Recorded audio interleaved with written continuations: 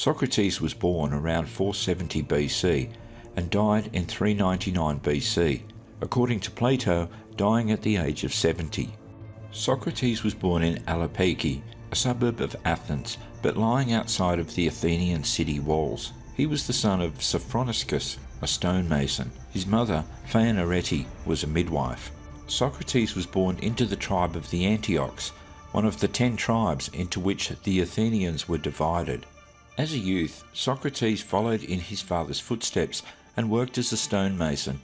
It is suggested that Socrates may have been responsible for crafting the statues of the Charities, which stood near the Acropolis until the 2nd century AD. As a young man, Socrates also served as an Athenian hoplite soldier in the Peloponnesian War. He later married Xanthippe, who is recorded as having an undesirable temperament. She bore him 3 sons, and is believed to have been even up to 40 years his junior. Socrates never wrote anything down, and hence everything we believe we know about him comes from other sources, namely Plato and Xenophon, amongst others. However, there are some conflicting accounts of Socrates' life in regards to the various writers, and this has led to what is known as the Socratic problem, or Socratic question. It could be argued that whilst Plato's account of Socrates is more detailed, Xenophon's more historical account may be more accurate. Socrates is remembered as one of the forefathers of Western philosophy and the first moral philosopher. Aristotle wrote that Socrates was occupied with the search for moral virtues and was the first to search for universal definitions for them. He gave to us a great advancement in human reasoning with his Socratic method, which by the 3rd century AD had, along with other philosophies, superseded the more rhetorical method of the sophists.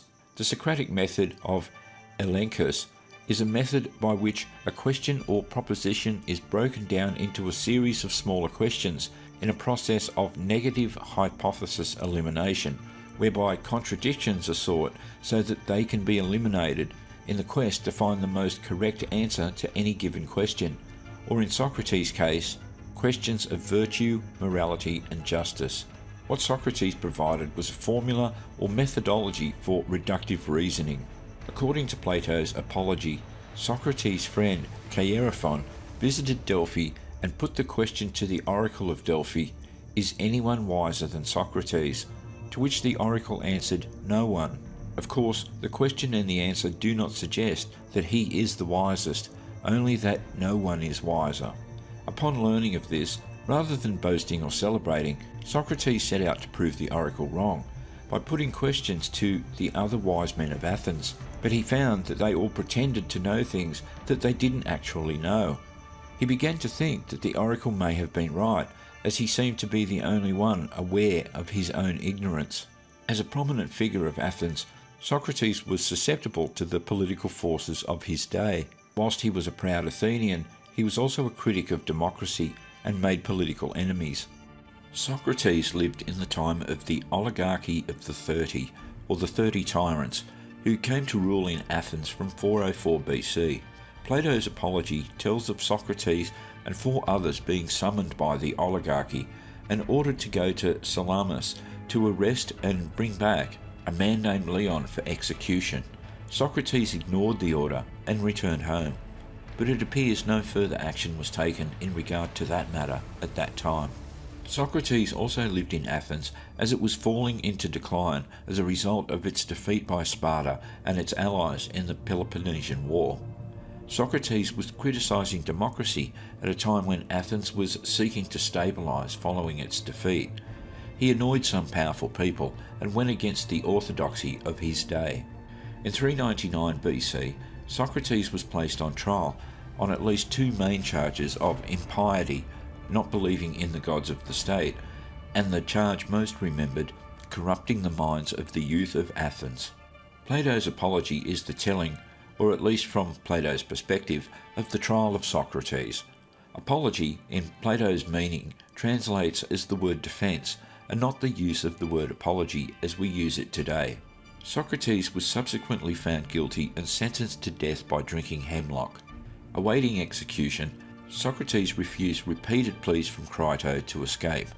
Both Plato and Xenophon agree that Socrates was aware that his followers had the money to buy off the prison guards.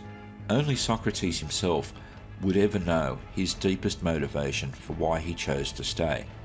Perhaps his motivation lies in something he said at his trial. In his defence, he spoke about his loyalty to Athens in terms of his prime military service in 3 military campaigns and his heroism in saving the life of Alcibiades, an Athenian general. He compared his life as a philosopher to that of his life as a soldier, proclaiming that to run away from philosophy was akin to a soldier running away from a battle. Perhaps it was his notion of what represents courage that compelled him to refuse escape. Crito was with Socrates when he took the hemlock. There are various translations of his final words, and many have sought to find a deeper meaning to them. His final words to Crito, roughly translated, were, "We owe Asclepius a chicken. See that it is paid."